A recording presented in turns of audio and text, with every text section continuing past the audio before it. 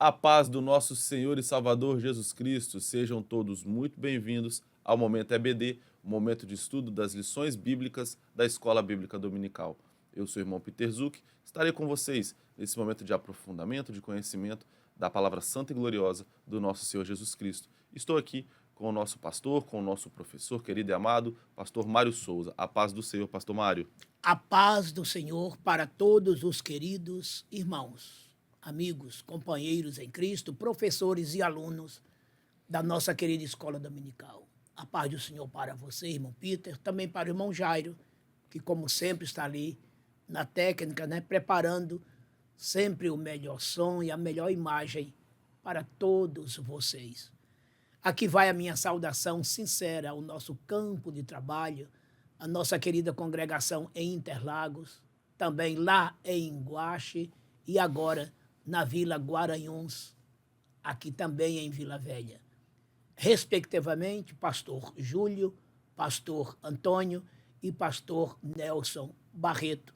E assim, também toda a nossa sede e a todas as igrejas, irmãos, professores e alunos da nossa querida escola dominical, espalhada por esse Brasilzão de meu Deus e de todo o mundo, não é? Hoje é segunda-feira, 17 de agosto, do ano da graça de Deus de 2026. É mais uma lição que chegou. Aqui estamos estudando a palavra de Deus e hoje estaremos estudando sobre a despedida de Paulo, né?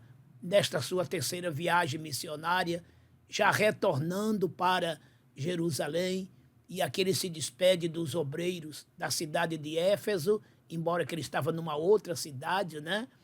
Mas se despediu daqueles obreiros, fazendo recomendações, e o que mais marcou naquela reunião é que Paulo disse que eles não veriam mais o seu rosto, como de fato isto aconteceu, pois quando Paulo chegou a Jerusalém, logo foi preso, ameaçado de morte, e a sequência foi a seguinte: ele se apresentou primeiro a Félix para ser julgado, depois a Festo e Agripa, e em seguida foi mandado a Roma, onde ali em Roma ele veio a ser julgado, condenado à morte, foi decapitado, e de Roma Paulo voou para o céu.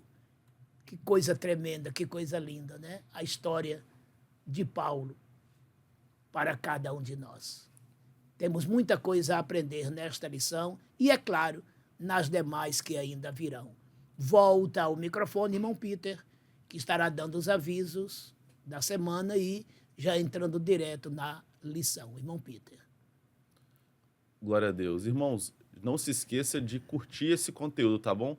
Já deixa a sua curtida, deixa o seu like aí nesse vídeo. É muito importante para a gente continuar propagando o Evangelho, propagando a palavra de Deus pela internet. Também deixa seu a paz do Senhor, comenta o nosso conteúdo, compartilhe com a sua igreja, compartilhe com seus alunos, compartilhe com seus amigos, professores de departamento, da Escola Bíblica Dominical. Tenho certeza que isso vai edificar a vida dos irmãos, vai edificar a vida da sua comunidade, da sua igreja. É sempre um prazer ter você aqui conosco, tá bom? Então nos siga nas redes sociais também, Assembleia de Deus Coqueiral de Itaparica, lá no Instagram, com todas as nossas agendas, os conteúdos, e o Instagram do nosso pastor presidente, pastor Elvis Rocha, e do nosso pastor Mário Souza, sempre com conteúdo para edificar a sua vida, falando de Jesus Cristo, o nosso Senhor e Salvador.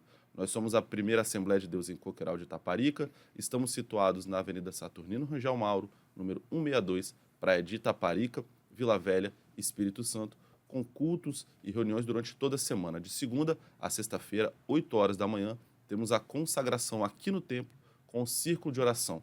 Terça-feira, culto de ensino, iniciando às 19h30. Quinta-feira, culto clamando pelas causas impossíveis, também iniciando às 19h30. Domingo, a nossa escola bíblica dominical, às 8h30 da manhã, e o nosso culto vespertino de louvor e adoração ao Senhor Jesus Cristo, iniciando às 17h45. Venha congregar conosco, traga toda a sua família. Eu tenho certeza que vai ser um momento abençoado para você, tá bom? Hoje nós estudaremos, então, a lição de número 8, que tem o seguinte título: Despedida em Éfeso, entre lágrimas e alertas. O textuário da lição está no livro de Atos dos Apóstolos, capítulo 20 e no versículo 28. Assim diz o texto áureo: Olhais, pois, por vós e por todo o rebanho sobre que o Espírito Santo vos constituiu bispos, para apacentardes a igreja de Deus, que ele resgatou com o seu próprio sangue. Verdade prática. A igreja é preservada quando líderes vigilantes cuidam do rebanho com fidelidade à palavra e submissão ao Espírito Santo. A leitura bíblica em classe está no livro de Atos, no capítulo 20, dos versículos 17 ao 25 e também do 36 ao 38. Olha o que diz a palavra do Senhor. Atos 20, 17. De Mileto, mandou a Éfeso chamar os anciãos da igreja. E logo que chegaram junto dele, disse-lhes: Vós bem sabeis, desde o primeiro dia em que entrei na Ásia, como em todo esse tempo me portei no meio de vós, servindo ao Senhor com toda a humildade, com muitas lágrimas e tentações, que pelas ciladas dos judeus me sobrevieram. Como nada que útil seja, deixei de vos anunciar e ensinar publicamente pelas casas, testificando, tanto aos judeus como aos gregos, a conversão a Deus e a fé em nosso Senhor Jesus Cristo. E agora, eis que, ligado eu pelo Espírito, vou para Jerusalém, não sabendo o que lá me há de acontecer, senão o que o Espírito Santo, de cidade em cidade, me revela, dizendo que me esperam prisões e tribulações. Mas em nada tenho a minha vida por preciosa, contanto que cumpra com alegria a minha carreira e o ministério que recebi do Senhor Jesus, para dar testemunho do evangelho da graça de Deus. E agora, na verdade, sei que todos vós, por quem passei pregando o reino de Deus, não verei mais o meu rosto. E havendo dito isto, pôs-se de joelhos e orou com todos eles. E levantou-se um grande pranto entre todos, e lançando-se ao pescoço de Paulo, o beijavam, entristecendo-se muito, principalmente pela palavra que dissera, que não veriam mais o seu rosto, e acompanharam-no até o navio. Objetivos da lição, professor. Primeiro objetivo, conduzir a classe a compreender e valorizar a fidelidade cristã. Segundo objetivo, orientar a classe a discernir erros e fundamentar-se na sã doutrina.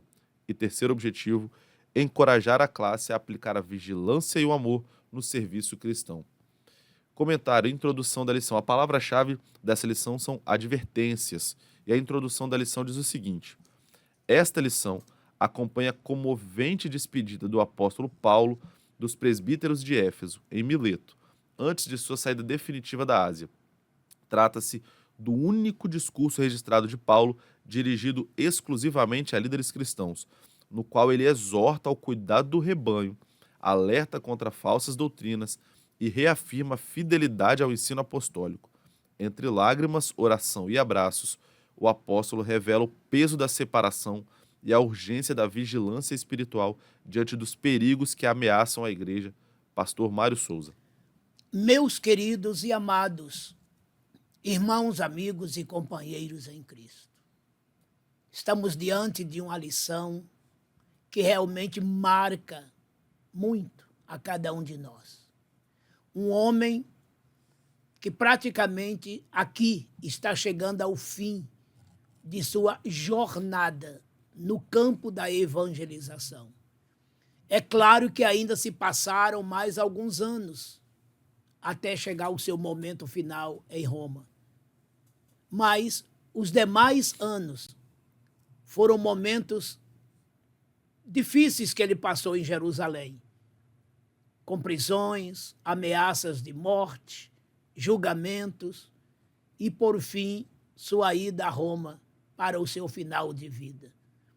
Aqui no capítulo 20, nessa região chamada Mileto, ele manda chamar os líderes da igreja que estava em Éfeso e, após um relato bem primoroso e criterioso de tudo quanto ele fez durante todo o tempo que em Éfeso ele passou, ensinando a obreiros e também a membros em geral, como também evangelizando de dia e de noite. Agora ele partia para Jerusalém. Era o final da sua jornada, no sentido de missão, de evangelização. Conforme já tenho dito aqui nas lições anteriores, foram 3 as viagens missionárias que ele fez, num percurso de aproximadamente 12 anos ou um pouquinho mais. Dos capítulos 13 e 14, nos capítulos 13 e 14, ele fez a primeira viagem missionária. Dos capítulos 15, versículo 36, até o capítulo 18, 22, ele fez a sua segunda viagem missionária. E dos capítulos 18, versículo 22, 23, até o capítulo 21, 16, ele faz a sua terceira e última viagem missionária. Veja que a lição de hoje está no capítulo 20. Ele agora, após 3 anos na Ásia, principalmente em Éfeso, ensinando, pregando, doutrinando, agora ele chegava ao seu final. E pelo Espírito Santo ele fala àqueles obreiros: vocês não verão mais o meu rosto. E como diz aqui os últimos versículos da lição, eles se lançaram ao pescoço de Paulo, o beijaram, choraram por causa daquela palavra que Paulo havia dito: não vereis mais o meu rosto. E como de fato assim aconteceu. No capítulo 21, versículo 16, Paulo chega a Jerusalém. O final desse capítulo já mostra Paulo sendo preso, né? Nos capítulos 22 e 23, é uma luta que Paulo tem com os judeus lá em Jerusalém, onde nesses 2 capítulos ele é ameaçado de morte. No capítulo 24, ele é apresentado para ser julgado por Félix. Nos capítulos 25 e 26, ele é julgado por Festo e Agripa. No capítulo 27, ele é mandado a Roma.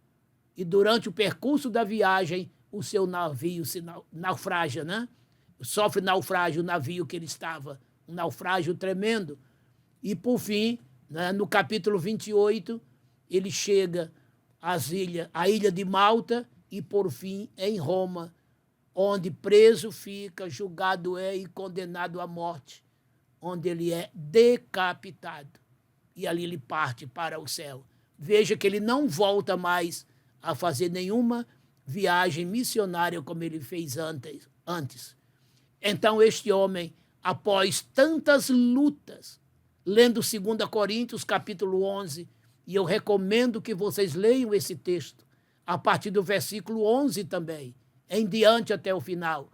Ele mostra suas lutas tremendas e ferrenhas que ele teve contra os falsos apóstolos, contra os superapóstolos, né? Os falsos obreiros. E ele faz um relato de todo o seu sofrimento, de surras, apedrejamentos e sofrimento nos mares, muita fome, muita sede, enfim. E após tudo isto, olha o que ele disse: combati o bom combate, acabei a carreira, guardei a fé. Agora só me resta a coroa que o justo juiz me dará naquele dia, não somente a mim, mas a todos os que amam e aguardam a sua vinda. 2 Timóteo, capítulo 4, versículos 7 e 8. Ele disse que o combate foi bom. Ele disse que concluiu a carreira. Mas uma coisa é fundamental: a sua fé ele guardou. Jamais ele abandonou. Jamais ele abdicou de sua fé. Com todas as lutas, passando por todo tipo de pesares, mas a sua fé ele guardou. E que eu e você possamos fazer o mesmo, sabendo que o resultado será a coroa da vida eterna. Ele disse que ele aguardava a coroa da vida eterna. Agora só me resta a coroa que o justo juiz me dará naquele dia. E o próprio Jesus disse, né? Naquela carta que ele mandou João escrever à igreja de Esmirna, no capítulo 2, versículo 10, parte B: ser fiel até a morte, e dar-te-ei a coroa da vida. Nesta lição, vemos um homem em final de carreira. Desanimado? Jamais. Com medo? Jamais. Mas ele estava aqui, nessa palestra que ele dá, única aos obreiros. Ele estimula os obreiros a proteger o rebanho, ensinar o rebanho, doutrinar o rebanho e não permitir que falsas doutrinas penetrem em nossos arraiais, nem permitir que lobos vorazes venham para devorar o rebanho. Que amor pelas almas, né? Que amor pelo reino, pela causa de Deus. Não tem outro legado maior e nem melhor que este. Que possamos imitar a Paulo. E ele bem disse, sede os meus imitadores, como eu sou de Cristo. 1 Coríntios 11, de 1 em diante. Temos muito a aprender com este homem. Primeiro ponto e seus subpontos. Primeiro ponto, o ministério de Paulo como exemplo de fidelidade se divide em 3 subpontos. O primeiro subponto é um ministério vivido com coerência e entrega. Segundo subponto, a fidelidade apostólica como guarda da verdade. E terceiro, fidelidade diante do futuro e consciência irrepreensível. Primeiro subponto, então, um ministério vivido com coerência e entrega. Paulo apresenta seu ministério como um testemunho vivo de fidelidade ao Senhor. Ele recorda aos presbíteros de Éfeso que serviu com toda a humildade, lágrimas e provações, no versículo 19, na versão ARA, Almeida Revista e Atualizada, demonstrando que o verdadeiro ministério nasce do quebrantamento e da perseverança. Sua fidelidade manifesta-se no compromisso de anunciar todo o conselho de Deus, sem omitir verdades, proclamando arrependimento para com Deus e fé em Jesus Cristo, como vimos nos versículos 20 e 21. Assim, vida e mensagem caminham juntas, revelando que a autoridade espiritual é confirmada por um testemunho coerente. 1 Coríntios 4, 16. Segundo subponto, a fidelidade apostólica como guarda da verdade. A fidelidade apostólica envolve zelo pela sã doutrina e vigilância contra o erro. Paulo sabia que apenas a verdade do Evangelho seria capaz de confrontar falsas doutrinas e preservar a igreja, Gálatas 1, de 6 a 9. Por isso, líderes são chamados a ensinar com firmeza, mansidão e discernimento, retendo a fiel palavra para exortar e convencer os contradizentes, Tito 1,9 e 2 Timóteo 2,24. A igreja permanece saudável quando se alimenta da palavra e desenvolve uma fé não fingida, sustentada por uma boa consciência, 1 Timóteo 1,5. E terceiro subponto, fidelidade diante do futuro e consciência irrepreensível. O apóstolo também revela pressentimentos acerca do futuro, afirmando que o Espírito lhe testificava prisões e tribulações em Jerusalém, como nós vimos nos versículos 22 e 23. Ainda assim não recua, pois considera sua vida sem valor diante do chamado de completar a carreira e testemunhar do Evangelho da Graça. Versículo 24 de Atos e Filipenses 1, 20 e 21. Sua consciência estava limpa, pois havia anunciado plenamente a vontade de Deus, tornando-se irrepreensível quanto à responsabilidade espiritual do rebanho. Lá no versículo 26 de Atos 20, também no versículo 27 e Ezequiel 33, de 7 a 9. Esse exemplo de Paulo nos ensina que a fidelidade não elimina sofrimentos, mas produz segurança diante de Deus. A partir dessa convicção, Paulo passa a exortar os líderes a cuidarem vigilantemente da igreja. Pastor Mário Souza. Neste primeiro ponto, qual é o título? O título é O Ministério de Paulo como exemplo de fidelidade. O título já está dizendo não somente muita coisa, mas para mim tudo. O ministério de Paulo é um exemplo de fidelidade. Dos maiores. Imaginem o quanto este homem foi fiel em seu ministério, em tudo quanto fazia para Deus, numa consciência plena e cheia de honestidade. de justiça, de fidelidade. O que temos a fazer? Nada mais e nada menos. Só basta o mesmo que ele fez. Estamos a fazer? Primeiro subponto. Um ministério vivido com coerência e entrega. Prestaram atenção? O ministério de Paulo foi feito com coerência e com entrega. O que significa isto? Paulo, ele era um homem coerente. Ele vivia primeiro para depois pregar. Paulo não vivia de discursos. Paulo não vivia de pregações mecânicas, coisas virtuais, para impactar emoções e etc. Paulo vivia de tal forma que ninguém, nada tinha de que o acusar. E saibam os senhores, esta sua integridade não foi depois de sua conversão, não. A Bíblia diz, e ele próprio dá testemunho, que nos seus tempos ainda de fariseu, de descrente em Jesus, tanto é que ele foi um perseguidor da igreja. A Bíblia diz que ele era um fariseu zeloso. Olha como ele era diferente dos demais. Enquanto os outros eram hipócritas, que não viviam o que ensinava, basta ler Mateus capítulo 23, de 1 a 5, onde Jesus critica a hipocrisia dos fariseus. Jesus chega até a dizer que o pessoal obedecesse o que os fariseus ensinavam, mas não praticassem o que eles praticavam.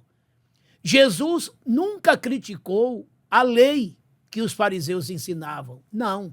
Jesus criticava suas vidas hipócritas, porque eles não viviam o que ensinavam. Está entendendo? Paulo, não. Paulo foi o contrário. Paulo, ele era um fariseu zeloso. E a perseguição que ele fez aos crentes é porque ele não imaginava que aquilo ali fosse uma obra de Deus. Tanto é que, quando a Jesus ele aceita, de perseguidor, ele passa a ser perseguido. Mas a sua integridade de antes não somente se manteve, como creio que dobrou. Se ele já era uma pessoa íntegra, tornou-se ainda mais.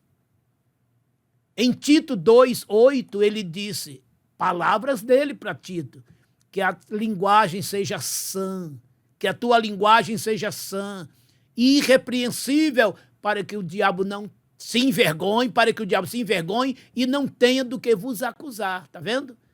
Ele nos ensinou que a nossa linguagem tinha que ser sã, uma linguagem sadia, irrepreensível, para que o diabo se envergonhasse e não tivesse do que nos acusar. Em Efésios 4:29, ele disse, nos ensinou para que não falássemos nenhuma palavra torpe, mas sim aquelas palavras que promovessem edificação para os que a ouvissem.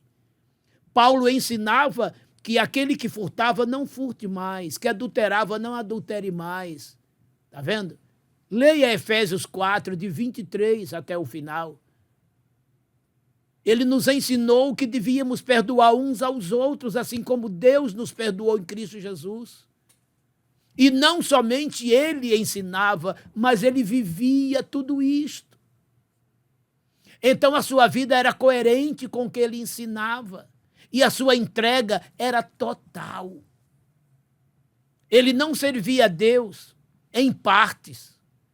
Ele não deu para Deus grande parte do seu coração, da sua vida, não. Ele entregou para Deus todo o seu coração, todo o seu ser. Ao ponto dele dizer, mas em nada, tenho a minha vida por preciosa. Contanto que eu cumpra com alegria a minha carreira. e o meu ministério para dar testemunho do evangelho da graça de Deus. Atos 20, 24. Este era o missionário Paulo. Este era o apóstolo Paulo. Este era o doutor Paulo, o nosso mestre. Ah, irmãos, que legado, que exemplo. É de impactar, é de nos fazer chorar. Ele deu a sua vida pela obra de Deus. Ele mesmo dizia que ele se gastava e se deixava desgastar pelo reino de Deus.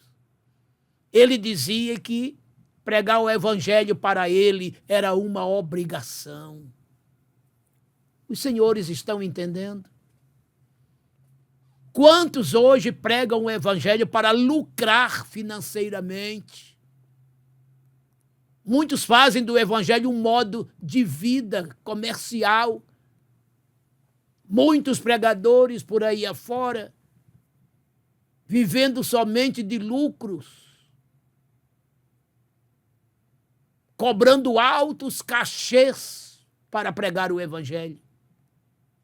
Paulo fabricava tendas, trabalhava com suas mãos durante o dia e ensinar e pregar durante a noite. E olha que ele dizia que digno é o obreiro do seu salário. Isto quando a igreja já formada e pronta tem condição do seu obreiro sustentar. Mas quantos que não têm coragem de iniciar trabalhos já querem trabalhos prontos para se locupletarem. Mas Deus chamará a juízo quem tais fazem. Os tais que assim fazem, melhor dizendo. Mas Paulo disse, sede os meus imitadores, como eu sou de Cristo. Então ele foi coerente em tudo quanto ensinava. E a obra de Deus, totalmente ele se entregou, doando-se completamente. E agora, na glória ele já se encontra e aguarda o momento de receber a sua coroa, conforme ele próprio disse em 2 Timóteo 4, versículos 7 e 8. Segundo subponto. A fidelidade apostólica como guarda da verdade. É na fidelidade apostólica que a verdade é guardada. O que isso significa, irmãos? O fiel apóstolo tudo ensinou. A verdade pura e absoluta. Sem nada deixar faltar. Sem nada deixar sobrepor. Verdade, verdade, exclusivamente verdade. Mas porque ele era fiel naquilo que ele ensinava. Ele não abria mão do que era justo, do que era honesto, conforme ele mesmo disse aos Filipenses, no capítulo 4, versículo 8, tudo que é honesto, tudo que é sincero, tudo que é justo, tudo que é verdadeiro, tudo que é de boa fama, se há nisto algum valor, se há nisto alguma virtude, nisto pensai. Mas olha o termo, tudo, sempre ele usou a palavra tudo que é verdadeiro, tudo que é sincero, tudo que é honesto, puro,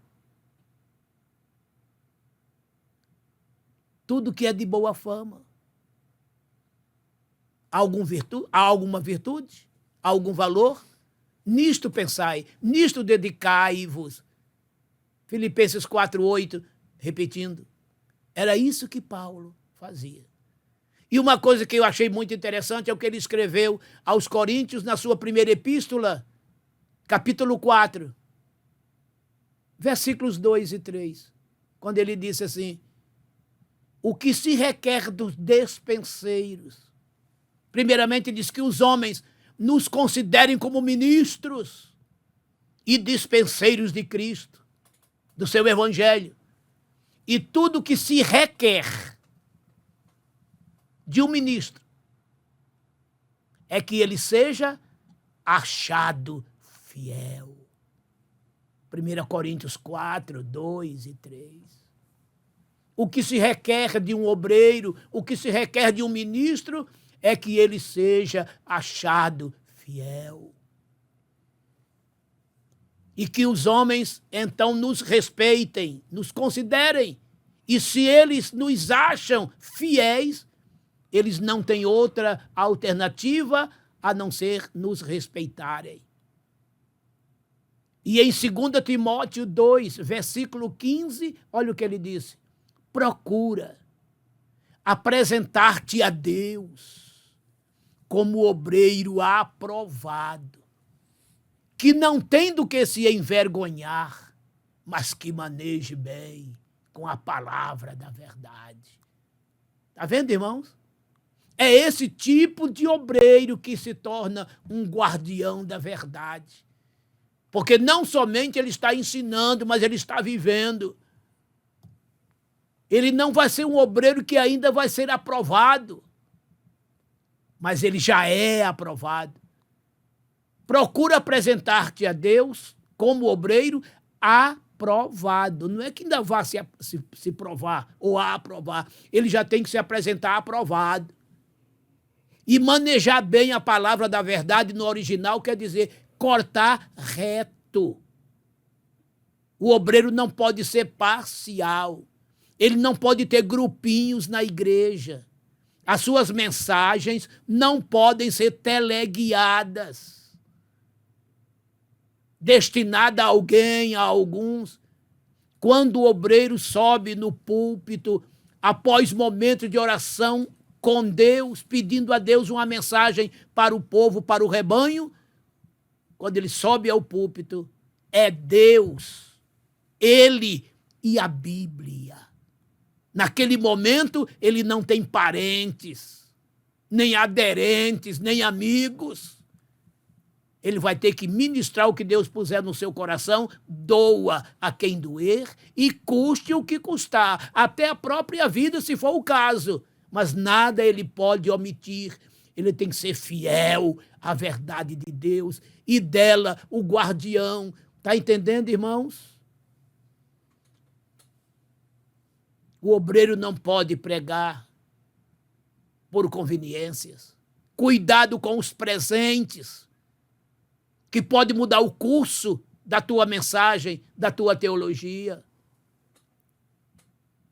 Deus é a tua porção, ele é o teu presente. Tudo isso significa ser guardião da verdade. E aí? O que pregamos? Está isento de quaisquer influências? Ou estamos pregando por conveniências? Somos pastores políticos ou somos pastores sacerdotes? O pastor político fala aquilo que o povo quer ouvir, que determinados grupinhos querem que ele fale. Mas o pastor sacerdote é aquele que ouve de Deus a palavra e transmite ao povo o que Deus quer que ele fale. Isso é fidelidade apostólica. Isso é ser guardião da verdade. Terceiro subponto. Fidelidade diante do futuro e consciência irrepreensível. Fidelidade diante do futuro. Consciência irrepreensível. Sabe o que isso significa? Paulo sabia por revelações de Deus que ao chegar em Jerusalém, ele sofreria tribulações, prisões, ameaças de morte. E em cada cidade que ele passava, Deus levantava um profeta, uma profetisa para dizer isto. E sabe o que acontecia? Os seus companheiros chegavam até a pedir: Paulo, não vá, vai acontecer isto. lendo Atos 21, 8 e 9, a Bíblia fala de um profeta de nome Ágabo, que Deus mandou lá da Judéia para Cesareia, aonde Paulo estava na casa de Filipe, para dizer-lhe uma palavra. Pegou a cinta de Paulo, amarrou seus pés e suas mãos e disse: isto diz o Espírito Santo. Vai acontecer isto dessa forma com o dono dessa cinta.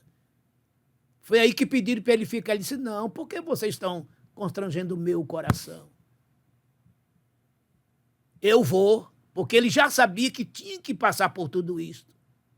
Ele sabia que a sua missão apostólica havia chegado ao fim, como também sua carreira geral e a sua própria vida, que estava chegando a hora do seu encontro com Deus. Que homem determinado, né, irmãos? Mas ele permaneceu fiel. A quem? A Deus. Diante do quê? De um futuro sombrio. Eu recomendo que vocês leiam o capítulo 21. Quando ele chega em Jerusalém, que logo lançam mão dele para prendê-lo. E prossigam lendo os capítulos 22 e 23, onde vocês vão ver os judeus irados contra ele, querendo matá-los. Para vocês terem uma ideia, os judeus até diziam que eles iam jejuar para matar Paulo, que eles não comeriam enquanto não matasse Paulo. Foram 2 capítulos, 22 e 23, designados para as ameaças de morte que Paulo sofreu, até que um sobrinho dele chamou o centurião e contou para o centurião o plano que tinham formado para matar Paulo. Ele que ouviu daqueles grupos. E foi aí que o centurião tirou Paulo dali. E aí começou agora a história dos seus julgamentos. Conforme eu já citei aqui, no capítulo 24, ele perante Félix. 25 e 26, perante Festo e o rei Agripa. E a partir daí ficou determinado a sua ida a Roma no capítulo 27. O naufrágio que ele sofre, a chegada em Malta, não é? E depois em Roma. E depois o céu, capítulo 28. Vocês estão vendo, queridos? O futuro dele, humanamente falando, foi sombrio e terrível para um homem que levou toda a sua vida dedicada a Deus. E aí? Se fosse muitos hoje, né? Fiz tanta coisa para Deus e o meu fim é este, né? E quantas vezes Paulo disse que estava sozinho, abandonado, ficou sozinho, mas sempre agradecido a Deus, sempre fiel a Deus. Ele não temeu o seu futuro. E o que é melhor, né? Com uma consciência limpa, tranquila de um dever cumprido. Uma consciência de quem ninguém tinha do que lhe acusar. Ah, irmãos, que a vida de Paulo se repita em cada um de nós.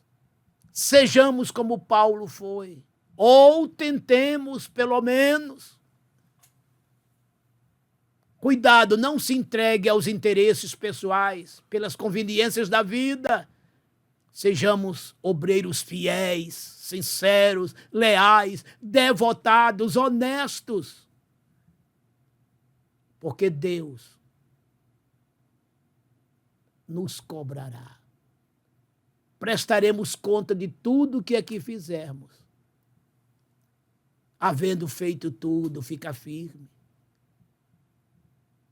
Capítulo 4, versículo 13 de Hebreus, me chama muito a atenção e me dá muito temor e tremor quando disse o escritor: toda a criatura está descoberta diante de Deus. Todas as coisas estão nuas e patentes diante daquele com quem havemos de tratar. Salomão, nos seus últimos 2 versículos do capítulo 12 de Eclesiastes, ele nos ensinou, dizendo para que tomemos conta. Cuidado, porque de tudo que fizermos, guarda o mandamento do Senhor, viu? Pratique, porque de tudo que fizermos, Deus nos prestará, nos chamará para prestarmos conta. Eclesiastes 12 e os 2 últimos versículos desse capítulo, juntamente com Hebreus 4:13. Está vendo, queridos?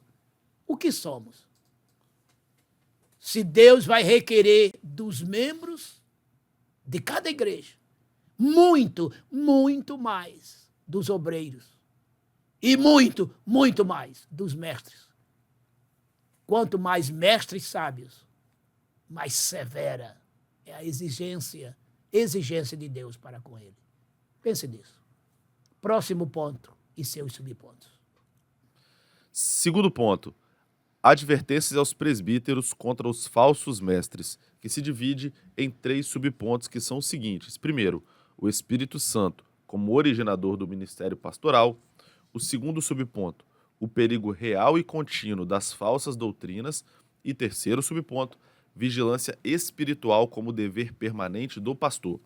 Então, primeiro subponto, o Espírito Santo como originador do ministério pastoral. Paulo afirma que os líderes da igreja foram constituídos pelo próprio Espírito Santo como bispos, no grego episcopo, isto é, supervisores do rebanho. No mesmo versículo, eles também são chamados de pastores, evidenciando que presbíteros, bispos e pastores designam o mesmo ofício sob perspectivas complementares. Atos 14, 23 e Tito 1, de 5 a 7. Essa função não nasce de ambição pessoal, mas de vocação divina, o que torna a responsabilidade ainda maior, pois o rebanho pertence a Deus e foi adquirido com o sangue de Cristo. Por isso, antes de cuidar dos outros, o líder deve zelar pela sua própria vida espiritual e pelo seu testemunho. 1 Timóteo 3, de 1 a 7 e Tito 1, de 5 a 9. Segundo subponto, o perigo real e contínuo das falsas doutrinas. O apóstolo adverte que lobos cruéis surgiriam, tanto de fora quanto de dentro da própria comunidade, distorcendo a verdade para atrair discípulos após si mesmo. Nos versículos 29 e 30 de Atos 20. Esses falsos mestres, movidos por interesses egoístas, representam ainda hoje uma ameaça constante à fidelidade da igreja. Romanos 16, versículos 17 e 18 e 1ª Carta de João, capítulo 4, versículo 1. Embora o contexto histórico inclua possíveis influências gnósticas, a advertência é atemporal. Sempre haverá ensinos que relativizam a verdade bíblica. Por isso, somente a permanência na sã doutrina preserva a fé genuína e protege o povo de Deus contra o engano, 2 Timóteo 4, 3 e 4. E terceiro subponto, vigilância espiritual como dever permanente do pastor. Diante desses perigos, Paulo exorta os presbíteros à vigilância constante, lembrando-lhes que por 3 anos advertiu a igreja com lágrimas, no versículo 31. Vigiar implica cuidar, alimentar e proteger o rebanho com amor e fidelidade, seguindo o exemplo do bom pastor, em 1 de Pedro 5, 2, 3 e em João 10, versículo 11. Essa exortação também se aplica à igreja hoje. Líderes e membros são chamados a permanecer atentos, firmes na palavra e sensíveis à voz do Espírito. Com essa advertência solene, Paulo prepara os presbíteros para compreenderem que o cuidado pastoral exige dependência da graça divina. Pastor Mário. Neste segundo ponto, qual é o título? Advertências aos presbíteros contra os falsos mestres. Advertência aos presbíteros contra os falsos mestres. Vocês estão vendo, irmãos? Presbíteros aqui são os líderes da igreja. No versículo 28 do capítulo 20, Paulo os chama de bispos. São os superintendentes, aqueles que cuidam de regiões, né? Que também são pastores, que não somente eles supervisionam, como ensinam. No grego, episcopos. É por isso que Paulo, escrevendo a Timóteo na sua primeira epístola, capítulo 3, de 1 a 7, ele disse: quem deseja o episcopado, excelente coisa deseja. Porém, convém ao bispo, Tá vendo? Que ele seja o quê? Irrepreensível. Não seja passivo de repreensão. Ele tem que ser honesto, marido de uma só mulher, apto para ensinar, não espancador, não dado a vinhos, hospedeiros, não neófito, ou seja, pessoas inexperientes, para quem soberbecendo não caia no laço do diabo, que tenha um bom testemunho dos que estão de fora. Enfim, é um texto maravilhoso de 1 a 7, como se fosse assim, né? Paulo elaborou aqui um critério maravilhoso para que se separe uma pessoa para o ministério. Então, Paulo, juntamente com seus companheiros, por onde ele ia passando naquelas cidades, eles iam constituindo bispos, ou seja, supervisores dos trabalhos naquelas regiões. E é claro que esses supervisores também ordenavam pastores para cuidarem de congregações. E assim ambos ensinavam. Mas como se fosse hoje, né? Um bispo é aquele que fica na sede e que é pastor de um campo de trabalho com muitas congregações. Os pastores nas congregações e o supervisor, o bispo, na sede. Né? E o presbitério justamente é uma composição de bispos, né? Que compõem o governo administrativo da igreja. O primeiro subponto. O Espírito Santo como originador do ministério pastoral. E o Espírito Santo, ele é a fonte. Ele é o originador desse ministério pastoral. Isso quer dizer que não basta eu dizer quero ser pastor. Eu preciso ser chamado pelo Espírito Santo. O que está escrito lá em Atos 13, 2. Lá na igreja de Antioquia, existiam, versículo 1, profetas e mestres. E Deus usou um daqueles profetas, no versículo 2 está escrito, e servindo eles ao Senhor e jejuando, disse o Espírito Santo, falou o Espírito Santo, apartai-me a Barnabé e a Saulo para a obra que os tenho chamado. É o Espírito Santo quem chama. É o Espírito Santo quem convoca. É o Espírito Santo quem credencia. Então ele é a fonte, ele é o originador. E quando o homem foi realmente chamado por Deus para um exercício ministerial, ele será próspero. Por quê? Porque tudo quanto ele fizer, Deus, o Espírito Santo, será com ele. Lembro-me agora, em 1 Samuel, capítulo 3, quando Deus chamou Samuel para ser profeta. A Bíblia diz que Deus não deixou cair por terra nenhuma só palavra que saía da boca de Samuel. E desde Dan até Berseba, todo Israel reconheceu Samuel como profeta. Está vendo? Quando Deus chama na pessoa do Espírito Santo, primeiro, tudo que ele fizer, Deus vai honrar e prosperar, não deixando que nada caia por terra. E em segundo, todo o povo reconhecerá o ministério daquele que foi pelo Espírito Santo chamado. Então não adianta consagrações políticas, como se vê muito hoje em dia, porque vai fracassar. Entretanto, quando o homem é chamado por Deus, ele vai prosperar. E com ele, a obra que estiver nas suas mãos. É aquilo que Deus prometeu a Israel, né? Aonde puseres a planta do vosso pé, aí será vosso. Isso acontece com o obreiro. Aonde ele chegar, enviado por Deus, tudo prosperará. Porque a sua origem, a sua fonte é o Espírito Santo que o chamou, que o credenciou e que o autorizou a exercer o ministério. Glória a Deus. Segundo subponto. O perigo real e contínuo das falsas doutrinas. O perigo real e contínuo das falsas doutrinas. O que isso significa, irmãos? Haverá sempre os falsos mestres, os oponentes à santa obra do Senhor nosso Deus. E Paulo aqui, no versículo 29 e 30 do capítulo 20 da nossa lição, Deus usou a Paulo no ministério profético, dizendo assim: eu bem sei que após a minha saída, lobos vorazes se levantarão e não pouparão o rebanho. E Paulo ainda disse mais, que não era só de fora não, até lá de dentro mesmo. Isso para a igreja de Éfeso e melhor dizendo, e consequentemente, para as outras igrejas também. E aconteceu? Aconteceu. Leia Apocalipse, capítulo 2, de 1 até o 7.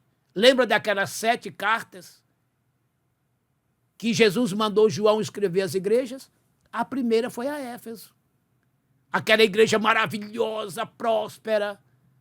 Mas se você ler, lá nos versículos 5, 6 e 7, Jesus falou que surgiu lá em Éfeso um grupo chamado os Nicolaitas, ou Nicolaitas. Um grupo de facções rebeldes que transtornou a igreja. E Jesus disse que ele era contra aquele grupo. Isso era o ano 96, irmãos, quando João escreveu essa carta. Ano 96. Depois de Cristo. E quando Paulo falou isto, foi aproximadamente no ano entre 56 e 58. Olha aí. Em torno de 40 anos. E a profecia que Deus deu a Paulo se cumpriu. E aquele grupo de Éfeso, os Nicolaitas, ele se espalhou por ali e depois na igreja de Pérgamo estava lá esse grupo também, juntamente com os seguidores de Balaão. Ou seja, lá em Éfeso eram os Nicolaitas, ou Nicolaitas, depende da produção aí, né? Da pronúncia, da tradução. Mas lá em Pérgamo já tinha outro grupo além dos Nicolaitas, os seguidores de Balaão. Veja como a doutrina maligna foi crescendo. Em Tiatira apresentou-se lá uma falsa profetisa chamada Jezabel. Está vendo? Laodiceia era uma igreja que estava completamente morna. Sardes, uma igreja que estava prestes a morrer. Tudo aquilo por causa de falsas doutrinas que cresceu no meio do povo. E Paulo estava ensinando aqueles obreiros para que não desistisse, combatesse sempre.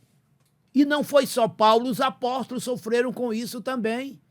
Lendo 2 Pedro, capítulo 2, versículos de 1 a 3, Pedro disse assim: assim como houve no passado falsos profetas, haverá entre vós falsos mestres, que dissimuladamente, sutilmente,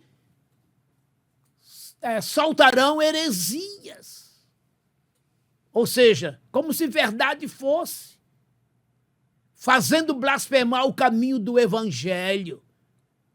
E no versículo 2, então, Pedro dá uma notícia muito triste. Ele começa dizendo: e muitos seguirão essa gente, muitos.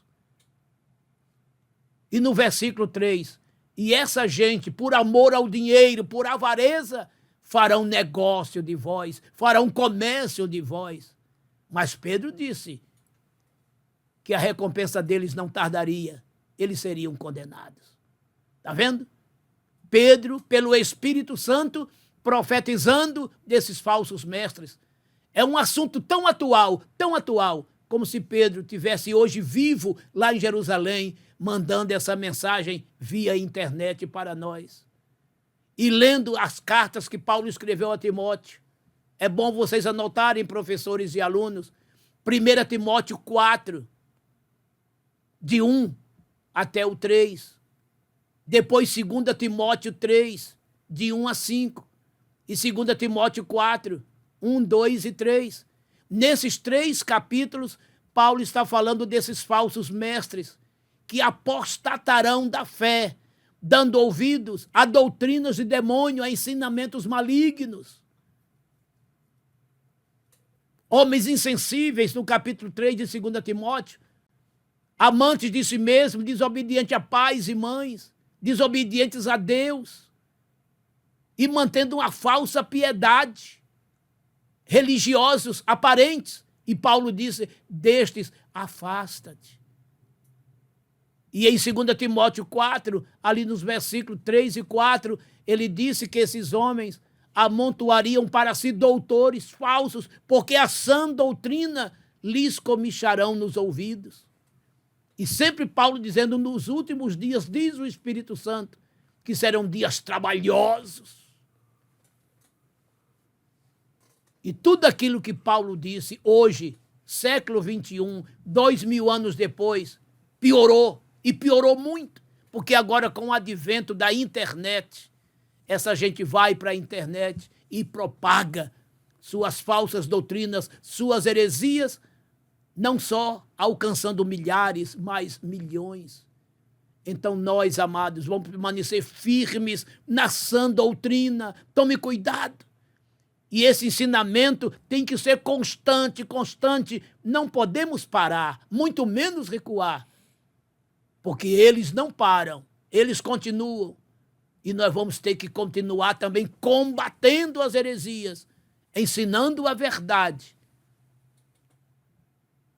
E assim conseguiremos, pelo menos, poupar alguns, ou quem sabe a muitos, do inferno e livrá-los das falsas doutrinas e conduzi-los à doutrina verdadeira. Terceiro subponto. Vigilância espiritual como dever permanente do pastor. Então, a vigilância é um dever permanente do pastor. Ele tem que estar constantemente na sua torre de vigia, olhando o rebanho, intercedendo pelo rebanho e, além disso tudo, ensinando o rebanho, mostrando o verdadeiro caminho. E ensinando ao povo para que fique em alerta, para não se deixarem levar pelos falsos mestres e pelas falsas doutrinas.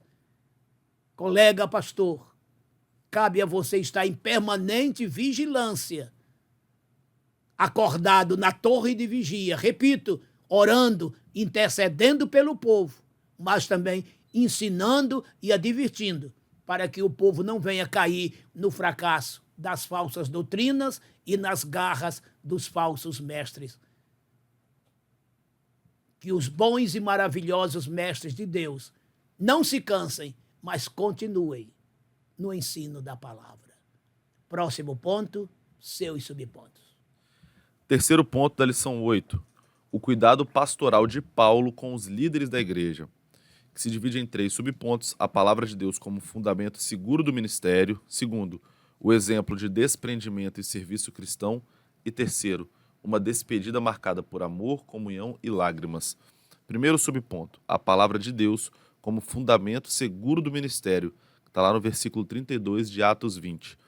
Ao concluir sua exortação, Paulo entrega aos presbíteros a Deus e a palavra da sua graça, revelando o coração do cuidado pastoral, a centralidade das Escrituras. É a palavra que edifica, amadurece e conduz o crente à herança entre os santificados. Efésios 4, 12 e Romanos 8, 17. A fidelidade apostólica não se apoia em autoridade pessoal nem em tradições humanas, mas na submissão plena à palavra confiada por Deus. 2 Timóteo 1,14. O verdadeiro líder jamais se coloca acima das Escrituras, mas se deixa governar por elas, pois somente a palavra preserva a igreja firme e frutífera.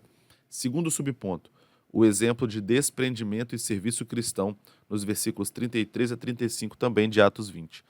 Paulo reforça sua integridade ao declarar que não cobiçou riquezas nem buscou ganhos pessoais.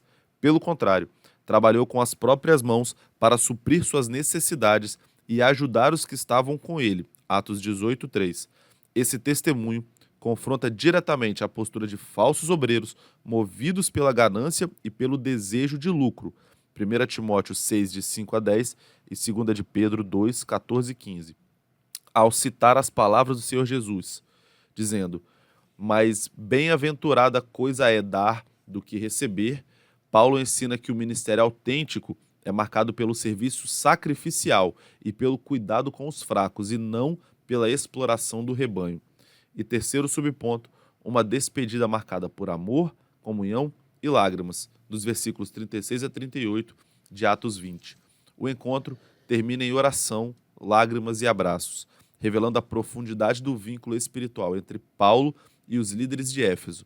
Suas lágrimas expressam sofrimento, zelo pastoral e amor sincero. Esse afeto mostra que a defesa da verdade jamais deve ser dissociada do amor cristão. Anos depois, embora elogiada por sua firmeza doutrinária, a igreja de Éfeso seria advertida por ter abandonado o primeiro amor, lá em Apocalipse 2,4.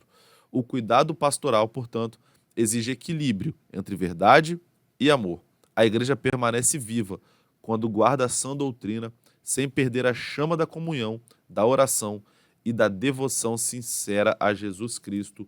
Pastor Mário Souza. Nesse terceiro e último ponto, qual é o título? O cuidado pastoral de Paulo com os líderes da igreja. No final da sua carreira ministerial, os seus cuidados com os seus filhos, ministerialmente falando, aumentou e não diminuiu.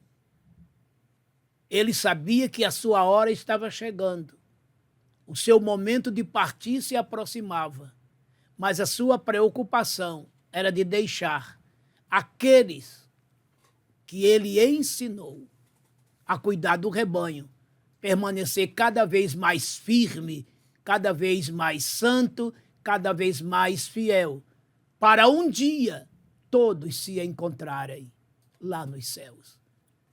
Esta foi a preocupação de Paulo. E essa tem que ser a preocupação de todos os líderes com aqueles que lhe sucederão, para que eles possam dar continuidade àquilo que os seus antecessores plantaram, que eles possam colher frutos maravilhosos e continuar plantando para que outros sucessores, já deles, também façam o mesmo. Assim tem sido a igreja através dos séculos e agora milênios. Aqui estamos seguindo os passos daqueles que nos antecederam e que os que vêm à frente sigam os nossos passos. Esta é a vontade de Deus. Foi a vontade de Paulo e precisa ser a vontade de todos os bons obreiros e sacerdotes de Deus. Primeiro subponto. A palavra de Deus como fundamento seguro do ministério. A palavra de Deus não pode ser deixada de lado de forma alguma. Nenhum obreiro pode se guiar sozinho ou guiar a igreja pelas suas convicções próprias, suas filosofias e até mesmo conjecturas. A palavra de Deus tem que ser a fonte de tudo e de todas as coisas. Esta palavra, ela é viva. A palavra de Deus é eficaz, é mais penetrante do que espada alguma de dois gumes e que penetra até a divisão da alma, do espírito, das juntas e medulas. Ela é apta para discernir os pensamentos e as intenções do coração. Hebreus 4:12. Esta palavra é água que limpa. João 15:3. Esta palavra é a guardiã que nos livra de pecar. Salmo 119, verso 11. Esta palavra é a lâmpada para nossos pés e é a luz para os nossos caminhos. Salmo 119, verso 105. Esta palavra é martelo que esmiuça a penha, é fogo que queima a palha. Jeremias 23, de 28 em diante. Esta palavra faz com que o mancebo observe bem e procure pautar a sua vida nela. Como limpará, como purificará o mancebo o seu caminho? o jovem o seu caminho, observando, obedecendo, conforme a sua palavra ou a tua palavra. Salmo 119, verso 9. Esta palavra santifica, porque ela é a verdade. Santifica-os na verdade. A tua palavra é a verdade. João 17, 17. Conhecereis a verdade, e a verdade vos libertará. Se, pois, o Filho vos libertar, verdadeiramente sereis livres. João 8, 32 e 36. E sabe por que tudo isto a palavra faz? Porque esta palavra é Jesus. No céu permanecem três: o Pai, a palavra e o Espírito Santo. E esses três são um. 1 João 5, versículo 7, parte A, nas versões ARA, ARC, ACF. Vocês estão vendo quem é a palavra? O que é a palavra? João disse que nós apalpamos a palavra da vida. É porque essa palavra é Jesus. Eu sou o caminho, a verdade ou a palavra e a vida. Ninguém vem ao Pai senão por mim. João 14, 6. É por isto que esta palavra, que é Jesus, precisa ser a pedra, a plataforma, o alicerce da igreja, da nossa fé, das nossas vidas. Segundo subponto, o exemplo de desprendimento e serviço cristão. Paulo deu um exemplo de total desprendimento e de um verdadeiro serviço cristão. Exatamente quando ele disse que durante todos esses anos de missionário, ele não cobiçou a prata alheia, a roupa alheia. Ele não cobiçou o que era dos outros. Ele não visou lucros para o seu ministério. Antes ele trabalhou para ele e para ajudar quem necessitava. O obreiro, como já dizia Pedro, não pode ser de torpe ganância. Infelizmente é o que está acontecendo por aí afora. E eu já disse no começo desse comentário de lição, muita gente por aí afora cobrando altos cachês, pregando em finais de semana e enriquecendo, mas do rebanho não cuida. E a maioria deles, de igreja, não querem ser pastores. É muito mais fácil. Cada final de semana está em lugares diferentes, pregando e levando altas somas. E o que deixam por lá, o pastor local tem que depois cuidar, tratar, sem falar de quantas coisas difíceis que ficam para trás. Mas Deus trará juízo e cobrará dessa gente, que são mercadores e mercantilistas do Evangelho. Mas seja um obreiro fiel, leal, devotado, viu? Seja honesto e sincero, porque a tua recompensa está no céu. Eis que cedo venho, e o meu galardão está comigo para dar a cada um segundo a sua obra. Apocalipse 22, 12. Paulo disse que ele estava plantando sobre um alicerce que ele, apóstolo, e os apóstolos fundaram. Agora cada um veja como edifica. Então aqueles que estão edificando sobre este alicerce, construção em ouro, prata e pedras preciosas. Já outros estão construindo com madeira, feno e palha. Mas a Bíblia diz que quando o fogo acender naquele dia, quem edificou com ouro, prata e pedras preciosas, o fogo não queimará e o tal receberá galardão. Mas quem fez as suas obras com madeira, feno e palha, o fogo queimará e o tal sofrerá prejuízo. Todavia, será salvo como que pelo fogo. Que tipo de material estamos mandando para o céu, senhores obreiros? O ouro da realeza de Deus, a prata da redenção do Calvário, as pedras preciosas dos dons do Espírito Santo, ou estamos mandando para o céu a nossa filosofia humana na madeira e no feno, na palha, as nossas vaidades pessoais e leviandades humanas? O fogo vai queimar. Tomem cuidado, viu? Vamos ser obreiros fiéis, honestos, sinceros e leais. Terceiro e último subponto. Uma despedida marcada por amor, comunhão e lágrimas. Uma despedida marcada por amor, comunhão, lágrimas. Olha o legado que Paulo deixou, irmãos. Ele ficou ali 3 anos. E todos se apegaram a ele, como ele se apegou a todos. E agora, ao dizer que ninguém mais ali veria o seu rosto, todos se encheram de uma profunda tristeza. Lançaram ao seu rosto, ao seu pescoço e beijaram o seu rosto. Paulo plantou ali muito amor de Deus. E é claro que ali também o apóstolo do amor pastoreou por ali o apóstolo João. Éfeso era uma igreja que tinha muito amor, uma igreja próspera, trabalhadora. Mas já na carta escrita a ela no ano 96, este amor havia se tornado escasso e Deus cobrou para que eles voltassem ao primeiro amor, ao amor que tinha. Isto é um retrato de muitas igrejas hoje, que têm perdido o seu primeiro amor, a sua primeira comunhão.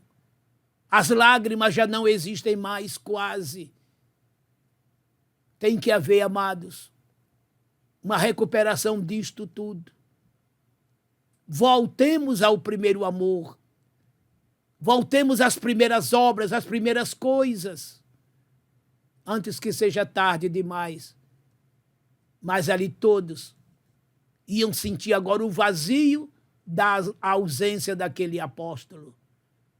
Mas vai chegar a hora e o dia de que todos nós estaremos juntos em definitivos, para sempre nos céus. A Bíblia diz que Deus enxugará de nossos olhos toda a lágrima e nunca mais pecado, morte, pranto, dor ou separação. Estaremos todos juntos para sempre na glória celestial. Um dia tudo isso acabará, um dia tudo isso passará. Quando a trombeta tocar, receberemos um corpo incorruptível e imortal. E para sempre estaremos com o Senhor na glória celestial. Leia Apocalipse 21, de 1 a 7. 1 Coríntios 15, de 51 a 54. Obreiros, senhores obreiros, crentes em geral, sigamos as pegadas do apóstolo Paulo. Sejamos dele seus imitadores, como ele foi de Cristo. E assim, nosso final será feliz. Deus abençoe a todos. Vamos à conclusão. Conclusão da lição 8. O discurso de Paulo aos presbíteros de Éfeso permanece como um legado espiritual para a igreja em todas as épocas. Nele, aprendemos que a firmeza na palavra, a vigilância espiritual e o amor pastoral são o maior antídoto contra as falsas doutrinas e a apostasia. A igreja de hoje necessita de líderes e membros comprometidos com a verdade do Evangelho, dispostos a servir com integridade e a cuidar do rebanho de Deus. Assim, a fidelidade bíblica continua sendo o caminho seguro para preservar a igreja do Senhor em meio aos desafios de cada geração. Pastor Mário Souza.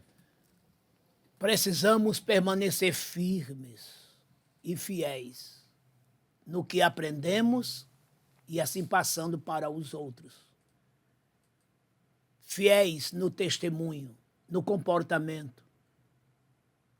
Fiéis no ensino da palavra, guardando-a, ensinando-a como ela é, permitindo que ela tome todas as rédeas, que ela seja o ponto máximo e que nós nos escondamos para que ela apareça.